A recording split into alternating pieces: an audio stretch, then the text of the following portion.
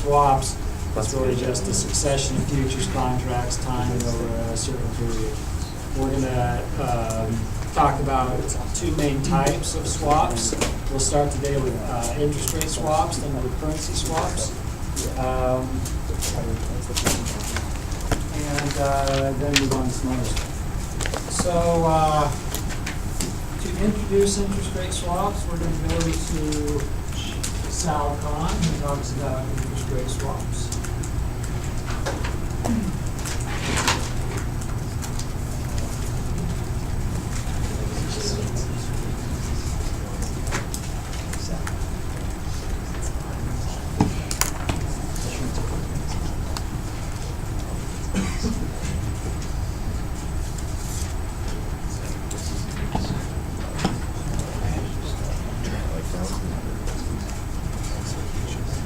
Let's say that we've got company A over here, and it takes out a $1 million loan.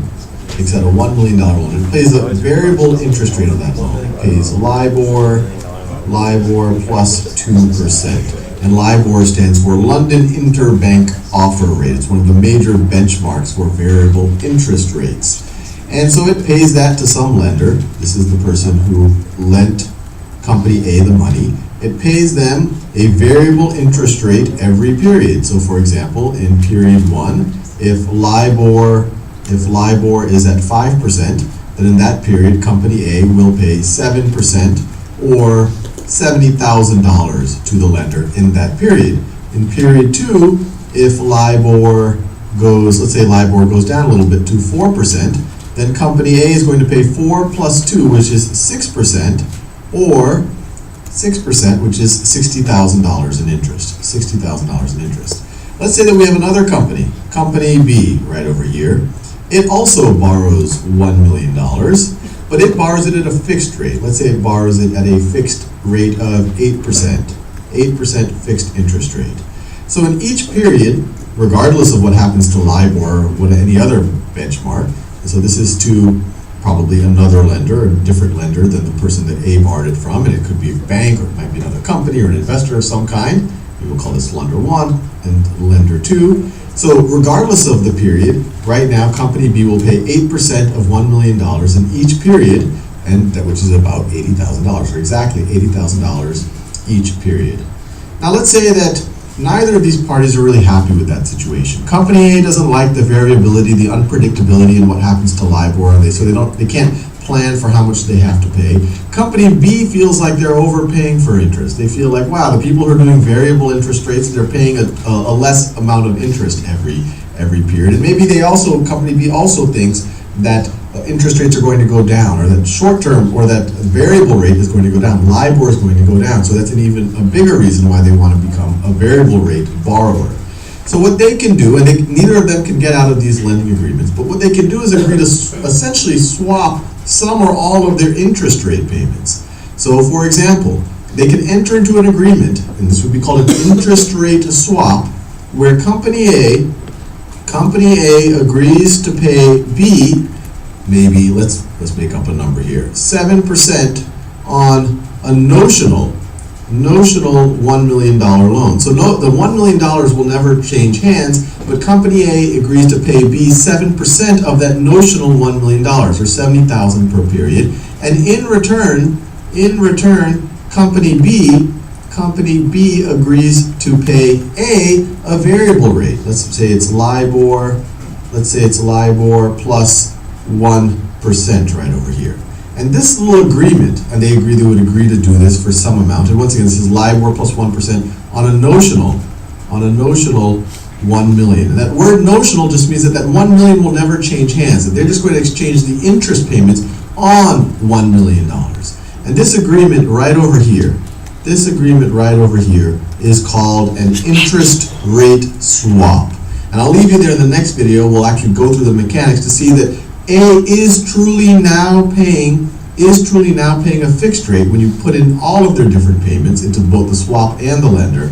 And company B, after entering into this swap agreement, is now really paying a variable interest rate.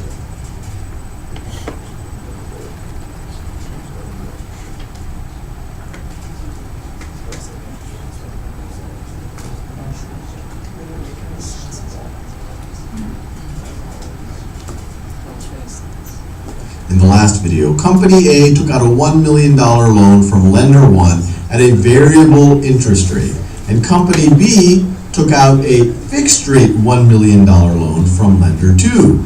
And then they entered into this swap agreement where Company A pays a fixed 7% every period, 7% on a notional $1 million, notional meaning that the $1 million doesn't exchange hands, only the interest does.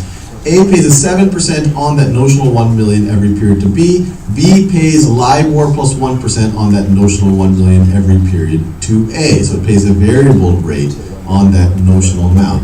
But what I want to do in this video is go through the numerical mechanics to show that in effect, Company A now has a fixed rate loan, when you think of it from the point of view of the interest it's paying, and Company B now has a variable rate loan. They've kind of swapped the fixed and variable natures of their loans. So let's think about what happens in Company A in period 1. In period 1. So in the old period 1, it had to pay $70,000 of interest to the lender. So it had to pay, so I'll say, let me write it this way. So it had to, let me give myself some room here. So in period 1, Company A had to pay $70,000 to lender 1. But now that's not all it has to do. It definitely still has to do that. This loan is still in effect. But now it also has to pay 7% fixed to be on that notional million. So it also has to pay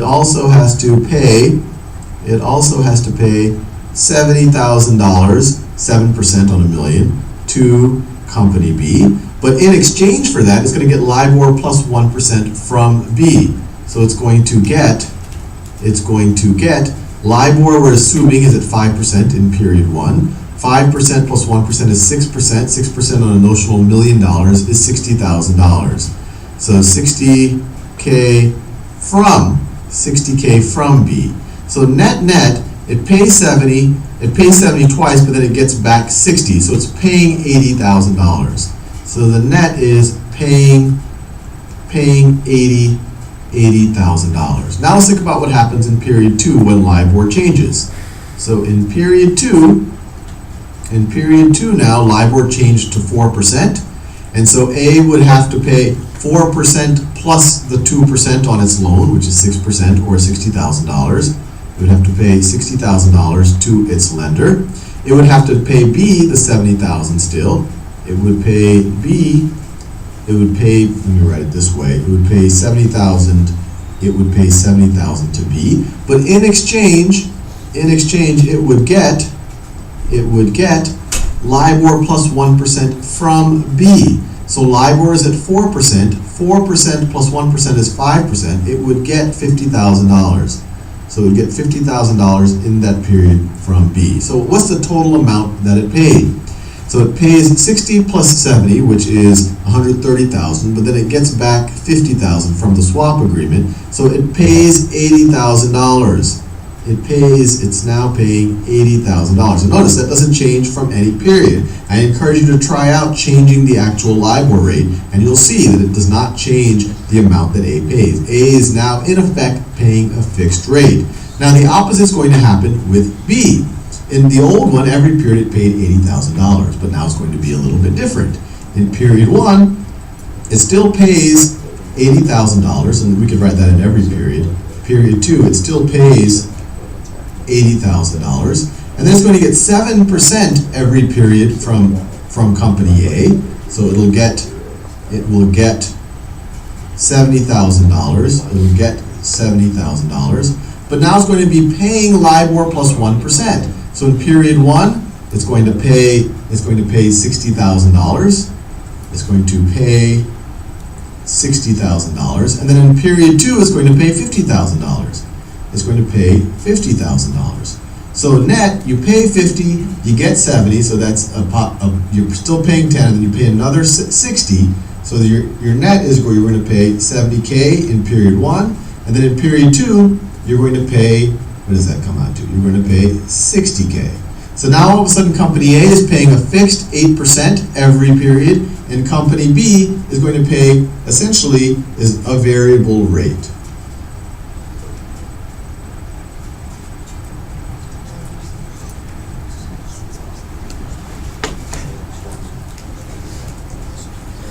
That, in essence, is an interest rate swap. That's what we would call a plain vanilla, they call it fixed for floating interest rate swap. So these interest rate swaps are very popular derivatives. Let me show you some statistics here.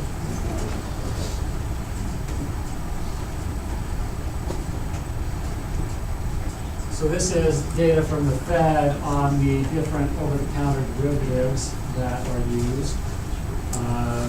We have foreign exchange contracts, then interest rate contracts, and equity-linked contracts.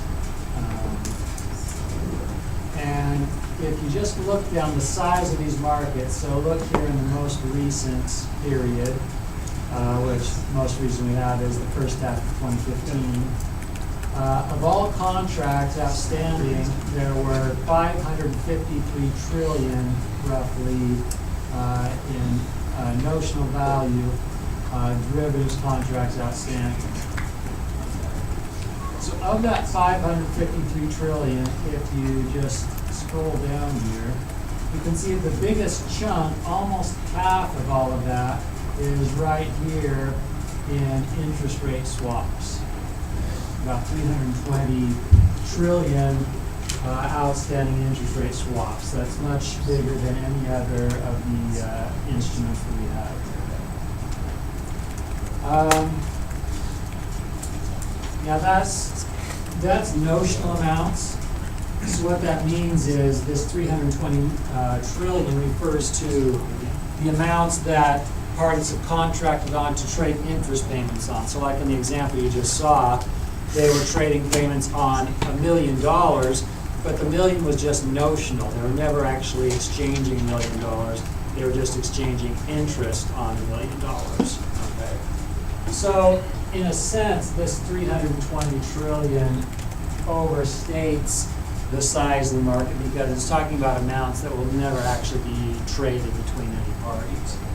So if you look at another measure just on the market value of the contracts, 10 trillion would be a closer estimate of just what the value of these contracts are outstanding at any time.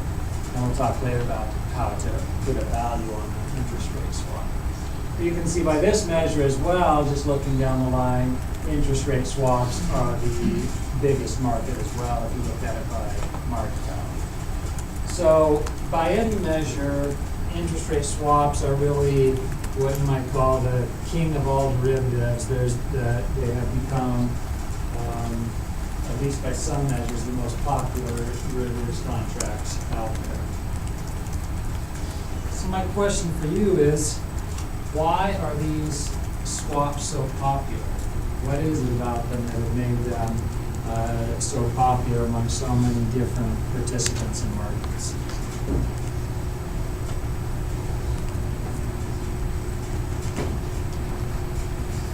Great.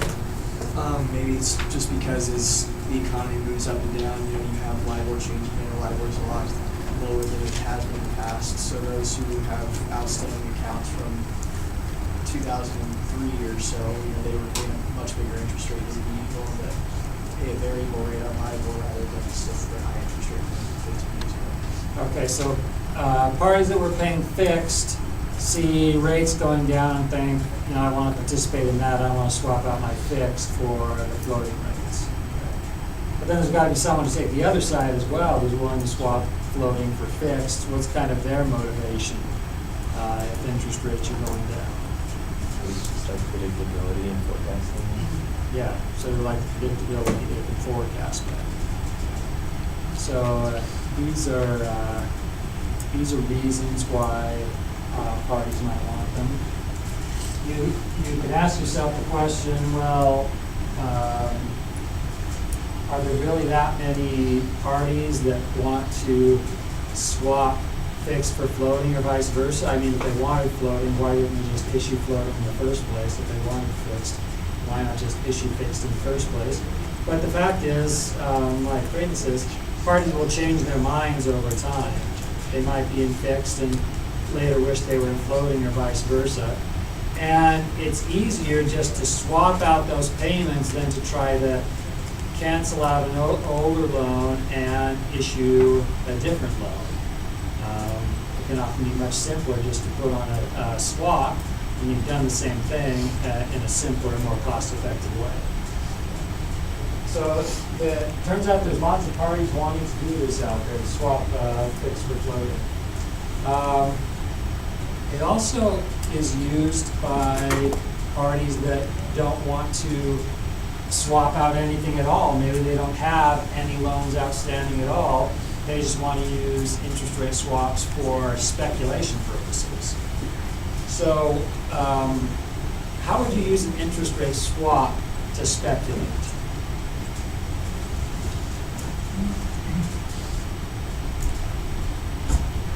You're not trying to hedge out anything. You don't have any loans. You're just purely speculating. How would you do it? You could just be on the variable end of it and kind of bet which way LIBOR's going, can't you? Yeah. So suppose you thought that interest rates were going up in the future. They've been low for too long. They got to go up at some point. What would you want to swap?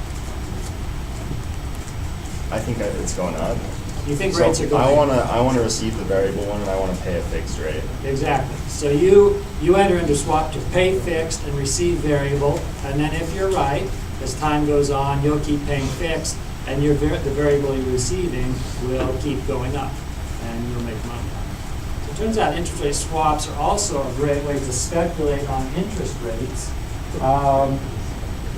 If you compare it to like speculating by buying bonds, you can speculate on interest rates with bonds, but it takes a lot less capital up front to enter into an interest rate swap than it does to buy a bond, and so it can be a cost-effective way of speculating on interest rates. So a lot of ways that people use these interest rate swaps, as we've seen, they're very popular. So let's look at one example of why parties might want to enter into interest rate swaps. And that's based on the theory of comparative advantage.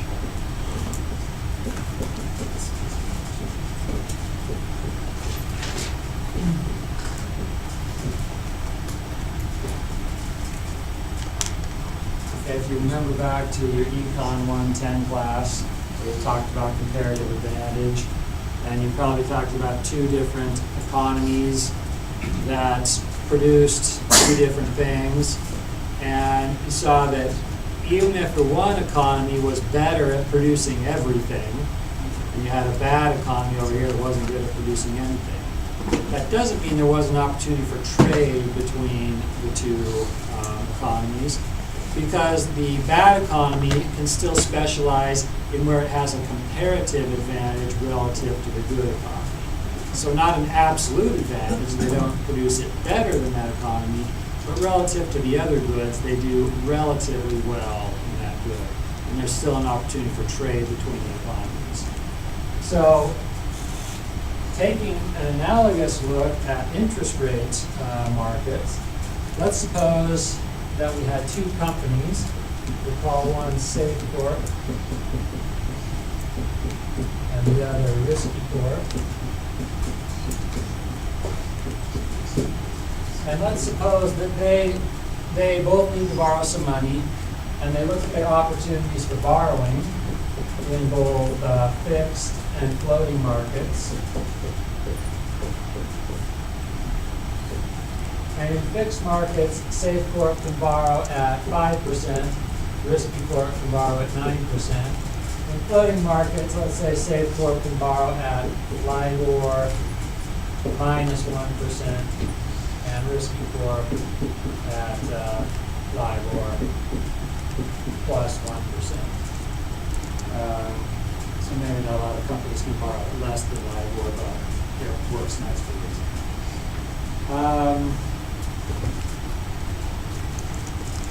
So Safecorp is a safer company, so they can borrow at lower rates, okay? They can borrow cheaper in fixed markets and in floating markets, okay? But that doesn't mean that Risky Corp doesn't have a comparative advantage in borrowing in one of those markets. So where would Risky Corp's comparative advantage be in borrowing? In floating, how come? Just closer than Jack. Yeah, they're not as bad in floating as they are in fixed. They're fixed 4% worse in fixed. They're only 2% worse in floating. So this would be Risky Corp's comparative advantage in borrowing. Okay. Meanwhile, Safecorp's comparative advantage is in fixed rates, because they're 4% better than Risky Corp here, and only 2% better than Risky Corp here. So the two marked with red would be the comparative advantages of Safecorp and Risky Corp. All right, so now let's suppose that Safecorp and Risky Corp both need to get a loan. And let's suppose that Safecorp wants to borrow floating.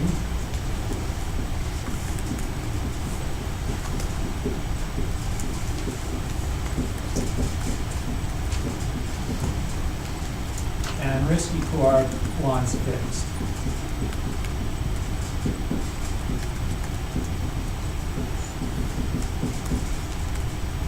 For whatever reason, based on their views of interest rates. So if Safecorp were just to go borrow floating, they would get a rate of LIBOR minus 1%. If Risky Corp were to borrow fixed, they would get a rate of 9%. Now the question we want to ask is, could there be a benefit to both companies by borrowing instead where they have a comparative advantage and then trading or swapping interest rate payments with each other? That's what we want to see, is that that would be better. So let's draw a diagram here. We'll put Safecorp here. Risky Corp here.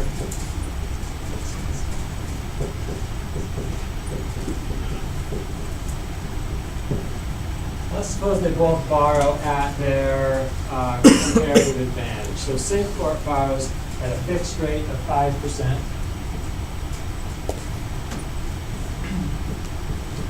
And that gets paid to some lender. And Risky Corp borrows at their comparative advantage, LIBOR plus 1%.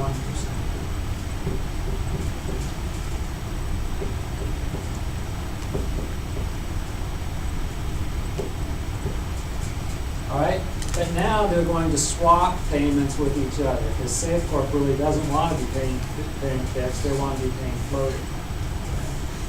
So we're going to have Safecorp pay to Risky Corp a floating payment of LIBOR. Okay. Now when we construct these swaps, and you'll do one of these in a minute, always assume that the party paying floating is just going to pay LIBOR, not LIBOR plus or minus anything, just LIBOR. That's going to make it much simpler to construct your swaps. In the video, Sal just did it with LIBOR plus something, which is fine. You can do it that way, but it's going to be a lot simpler and closer to reality if you just have the companies pay LIBOR between each other. Okay. And that's, in fact, is the way it's going to work in actual markets, is that you trade LIBOR for some fixed rate.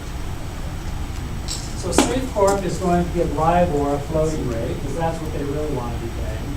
And Risky Corp is going to pay a fixed rate to Safecorp at some fixed percentage. Okay. Now, the question is, what's that percentage going to be? That's probably the hardest part of constructing these swaps. So to answer that question, we need to talk about, first of all, what the surplus is from this swap. Okay.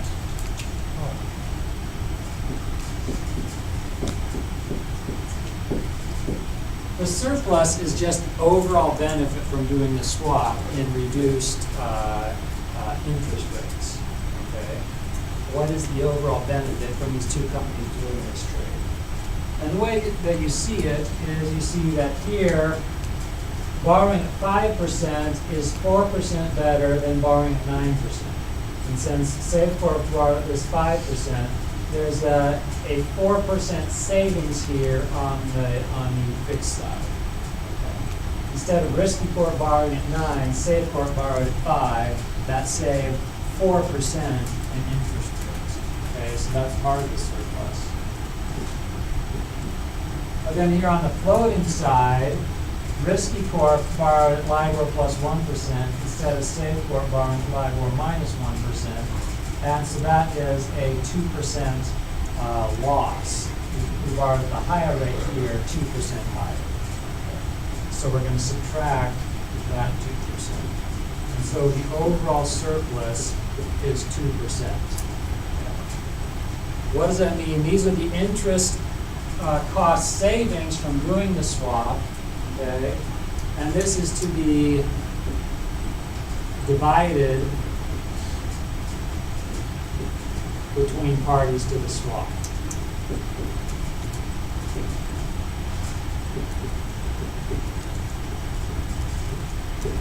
Okay, so there's 2% in surplus or benefits from doing this swap, and Risky-Corp and Safecorp should both benefit from that. We're going to assume that they both benefit equally. Okay, Spencer? So in reality, would these two corporations approach each other, or would there be some sort of... Yeah, and this is a little bit of an artificial example because in reality, they're not actually going to talk to each other. Okay, and we'll get to that in a minute. There'll be an intermediary in between. Exactly right. So this 2% can be divided between the parties. Let's assume that it's divided equally.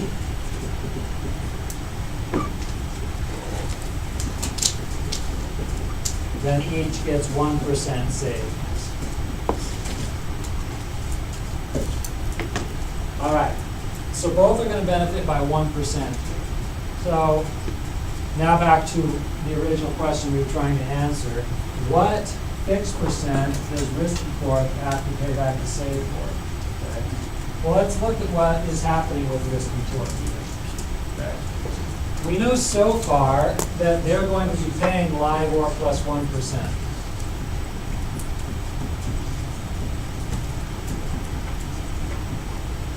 We know that they're also receiving LIBOR from Safecorp. And then we know they're going to pay some fixed percent. Okay? Now the net result of that should be that they get a 1% benefit. Okay, what 1% benefit from what? Well, they wanted fixed in the first place. If they had borrowed on their own in fixed markets, it would have cost them 9%. So they should end up paying 8% after the swap. Okay? So how are we going to get to them paying 8% here? They pay and get LIBOR, that just cancels out. They're paying another 1% here.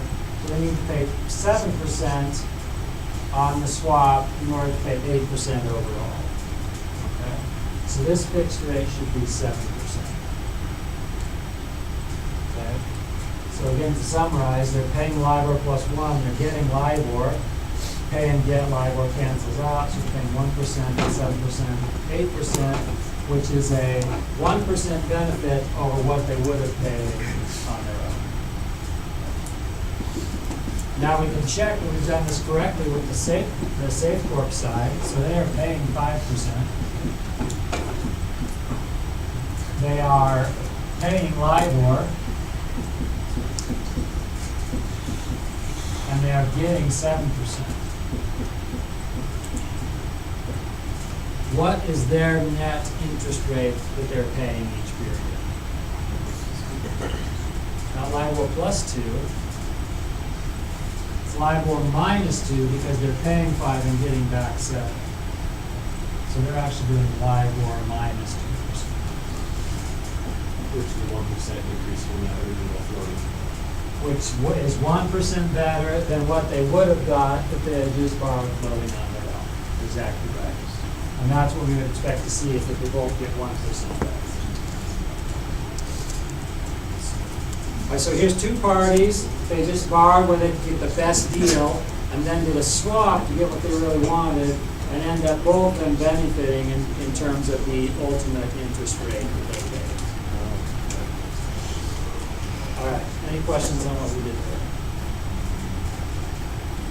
Great. So if there are parties that don't have a comparative advantage in either, or is that, just doesn't work out the way they always will have some sort of comparative advantage? You will always have a comparative advantage in one or the other. You've got to be less bad in one of these. And will that be obvious, or will we have to mathematically solve for that, the comparative advantage? You should be able to just look at the rates that are available and see where they have a comparative advantage. Where it's divided equally as surplus, would there be some kind of almost like necessary built in or something for doing business with one more risky corporation? Yeah, so in reality, if these two companies were coming together making this deal, there'd probably be some give and take and saying, Safecorp says, we think we deserve more than half the surplus, The surplus doesn't have to be divided equally, but just for simplicity of designing, we'll usually assume that they get divided. So I see that they're both winners in this sense. Uh-huh. Is that how it is always, or is there always going to be one side that's worse off? So I feel like the other derivatives, there's always a winner and a loser type thing. Oh, so not when, so when these are first set up, they both have to be winners or they wouldn't both agree to it. Okay, so they both have to be winners. Now, as time goes on, interest rates are going to move, and one party's going to be happy, and the other party's going to be sad. Okay, so that's when you have the zero-sum game after the interest rates start moving. Okay. But it's based off what LIBOR rate? Or do they just set it up is that a contract? Yeah. They fit the 3 and 4. So each period you pay LIBOR based on whatever 6-month LIBOR was when you first set it up. So these payments are usually made in 6-month increments. And so your first payment would be whatever LIBOR was at the beginning when the swap was first initiated. All right, let's go back to Spencer's point from before. He says, are these companies really going to meet up and negotiate this? And the answer is usually not.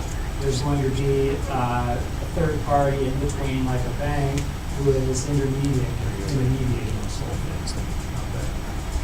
So I'm just going to put the bank in the middle here. Sorry if this isn't easy to do in your notes, but we'll just erase this and put the bank is like.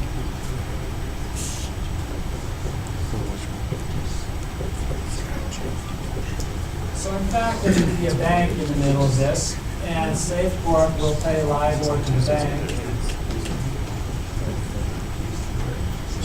And the bank will pay LIBOR to Riskicorp.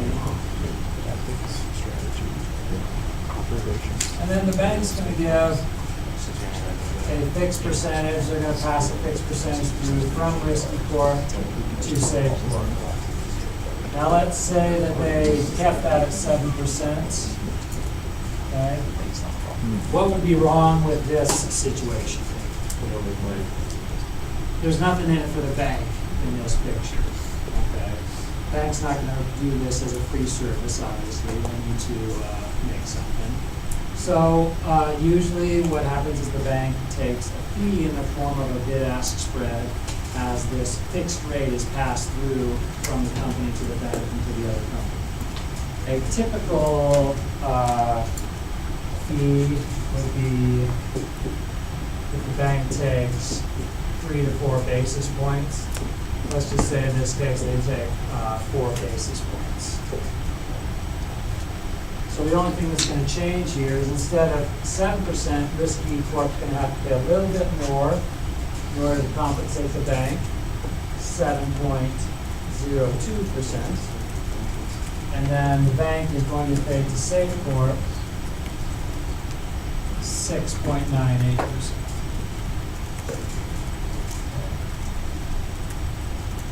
So that changes our numbers down here a little bit. Instead of 7%, Safecorp gets 6.98%, and overall they're getting LIBOR minus 1.98%. So it just changes a little bit, and over here, this becomes 7.02% and 8.02%. So they each lose 2 basis points because the bank needs to get something. Now, if you look at the bank, they are getting 7.02% and paying 6.98%. So overall, they are getting those 4 basis points.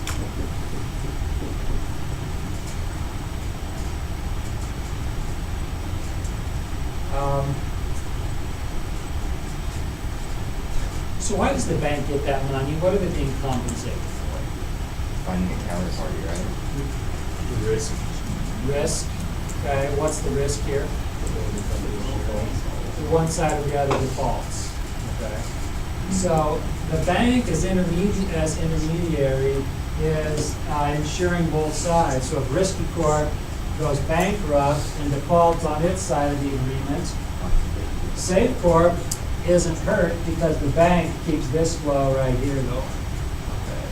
If Safecorp were to go bankrupt and default on their side of the agreement, Risky Corp is fine because the bank keeps this going. Okay. So the bank is compensated for taking on that counterparty risk. Also, for doing paperwork and that sort of thing, but most of the counterparty risk here. So.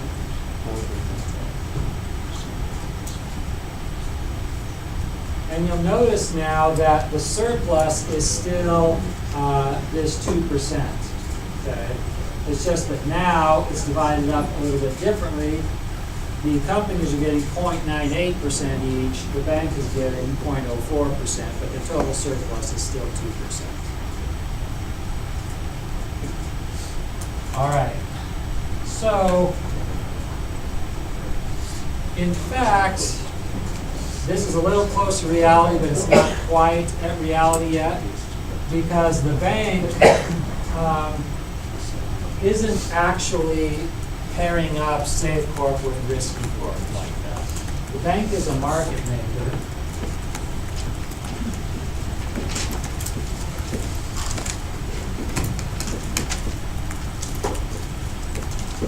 Meaning they're making a market in interest rate swaps, and any party that comes to them, regardless of whether there's a party on the other side, if Safecorp comes to them and says, we want to pay floating and get fixed, the bank says, done, we'll do it for you.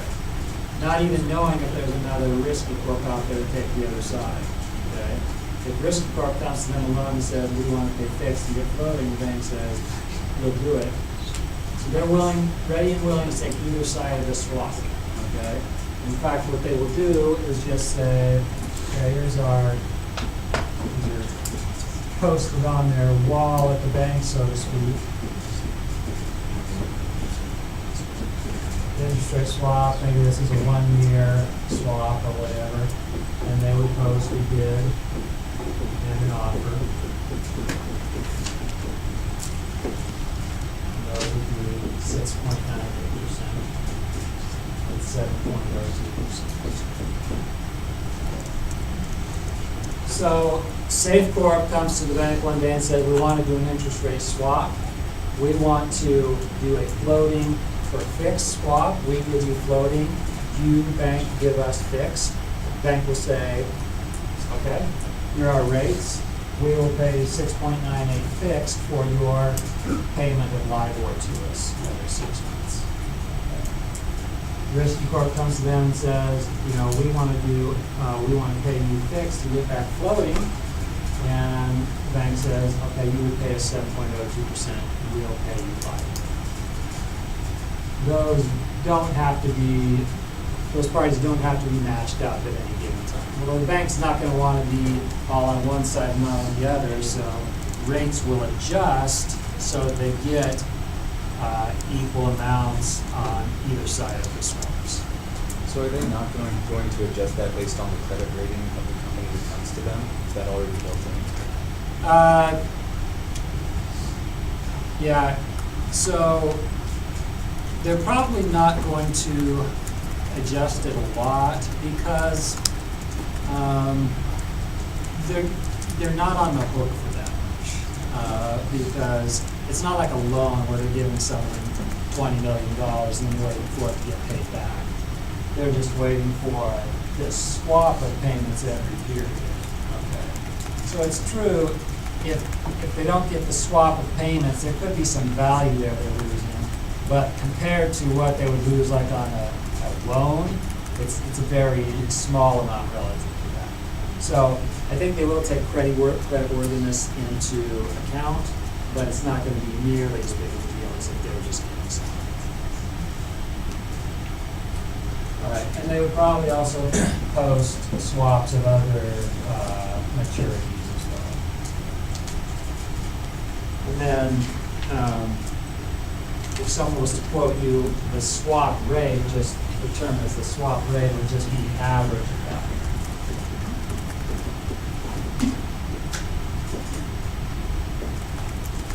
Stuart. So you said the swap between Safe Corp and Risky Corp, they just use the LIBOR in the middle there. If you're a speculator, would you still just assume that you're using LIBOR as well because there's no like underlying loan that you're trying to Yeah. hedge? It's still going to be LIBOR because the way that banks are going to quote this is these are the fixed rates that could be swapped for LIBOR. They're not going to swap you something for LIBOR plus or minus something. It's just these rates swapped for LIBOR. So, for example, if we look, I'll show you the rates quoted in the Wall Street Journal.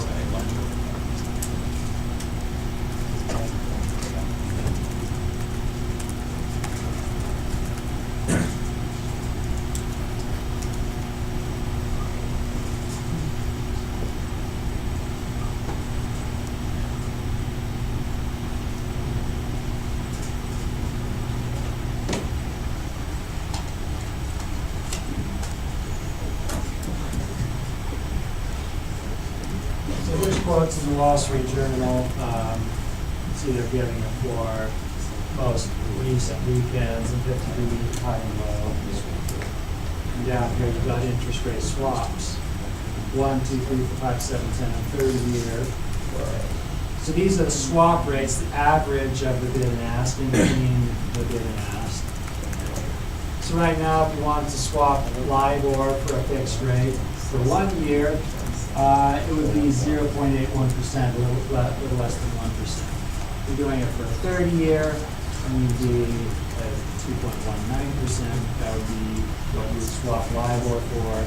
Again, every 6 months for the next 30 years, you'd be agreed to swap just 2.19% for whatever LIBOR is.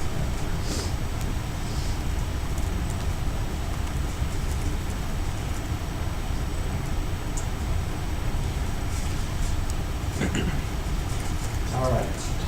So let's have you try designing one of these swaps. Have a swap. We want to switch back to fixed.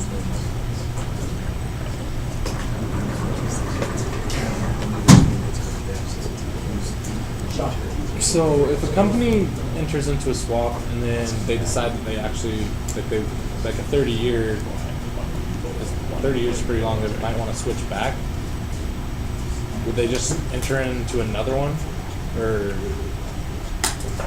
Yeah, so you could enter into another swap, or you could sell the swap that you have. Okay. Now, that's not as easy as going to an exchange and selling an option, because these things aren't exchange traded. But you could probably find a buyer for your swap to get it off your books. Okay. So, yeah, you can do it either way. And do another one, that seems a little complicated, so you could try to sell this one. Okay. All right, so, here's your problem. Let's say we've got company K, company J. The borrowing rates they have available for fixed and floating are 8%, 10%, LIBOR minus 0.5%, LIBOR plus 5%. And let's suppose that,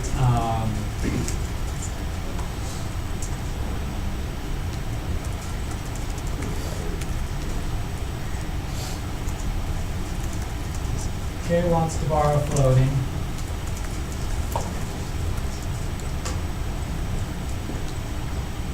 And J fixed. Design a swap that benefits both equally.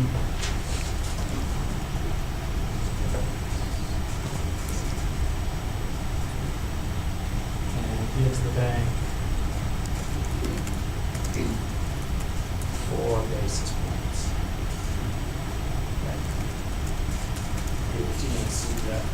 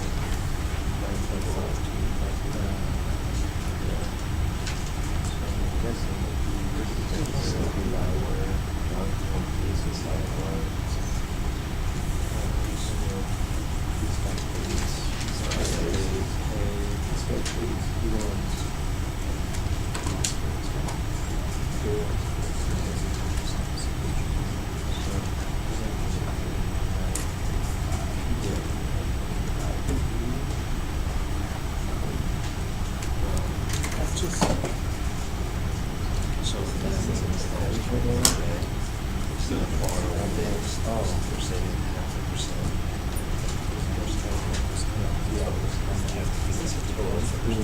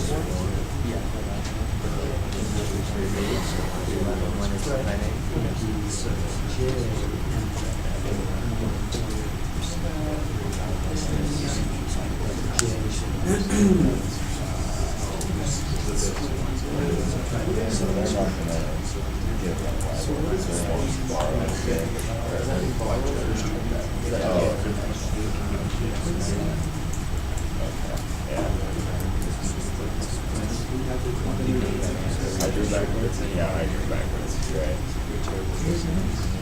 He wants more of a, there you go. Pushing K to the left-hand side, counterintuitive.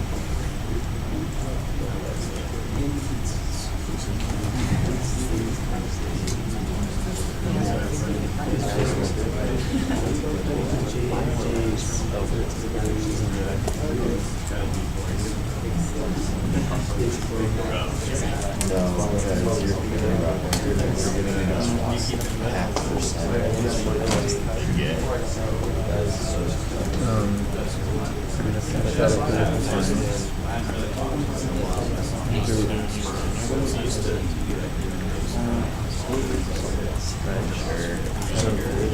don't know what we're gonna do because like as is we're gonna look. Well, she's gonna look. I was gonna hang out in the park for a whole year.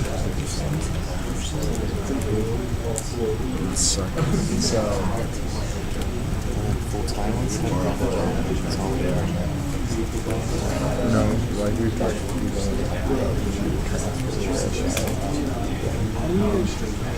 but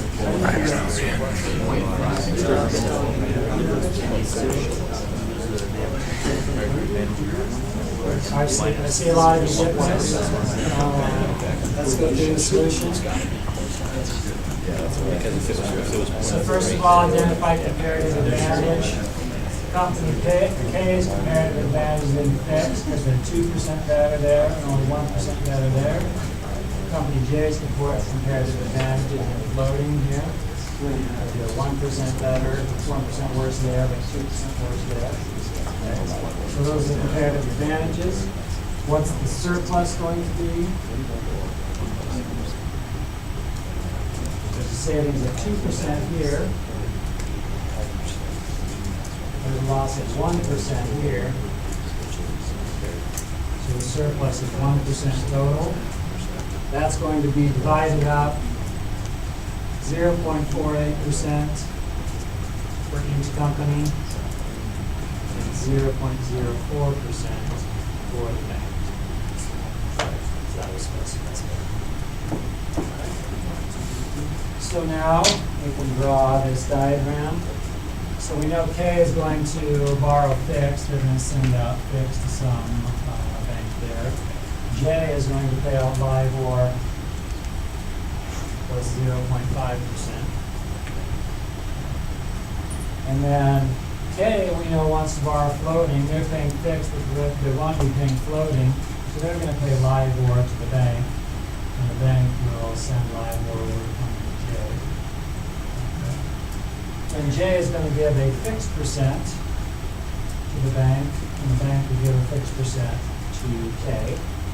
So we know that J should be giving 0.48% surplus. Okay? So we know in the end they should end up paying they should end up paying 0.48% less than what they would have got if they borrowed fixed on their own. Okay? So we know they should end up with 9.52%. Okay? So how do we get there? Well, they're paying LIBOR plus 0.5%.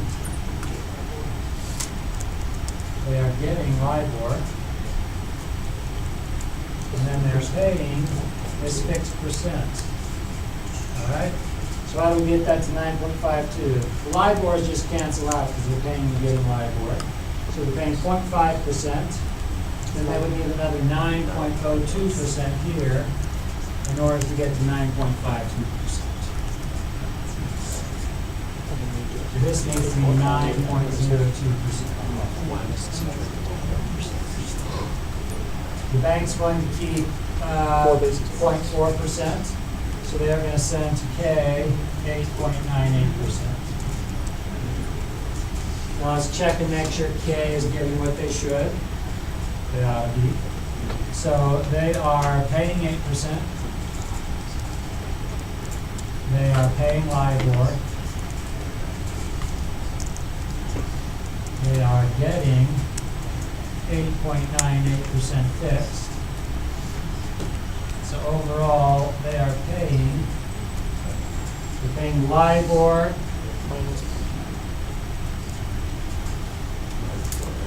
minus 0.98% because they're paying 8%, but they're getting back 8.98%. They're getting back more than they're paying. So they're paying LIBOR minus 0.98%. Is that what they should have gotten? If they had borrowed floating on their own, they would have gotten LIBOR minus 0.5%, but they are getting 0.48% better than that, LIBOR minus 0.98%. And clearly the bank is getting their 4 basis points as this fixed rate. All right, any questions on that? Okay, that seems like a good place to stop for today. Good.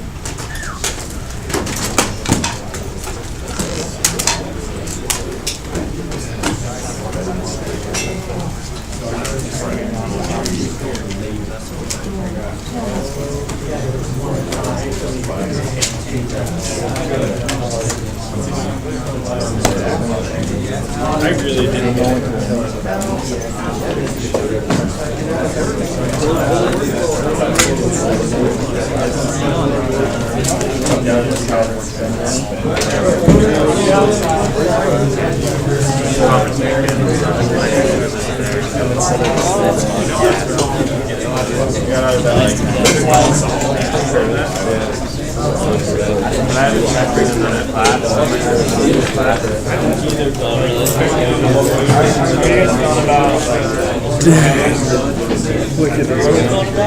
Yeah, I'm just not.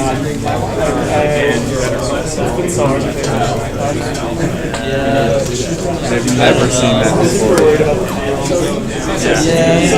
don't know, that one's kind of been on the back It's for a while. I do know a lot of that. it's for strategic management. No, there's 3. But the other ones don't have ratings.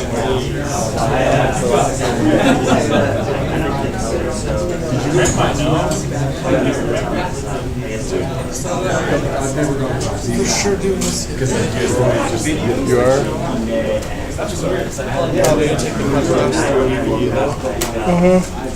Pass rate's higher than Julia's. Nice. I just have to figure out how I'm going to pay for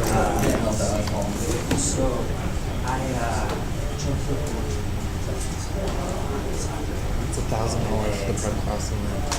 What's that? The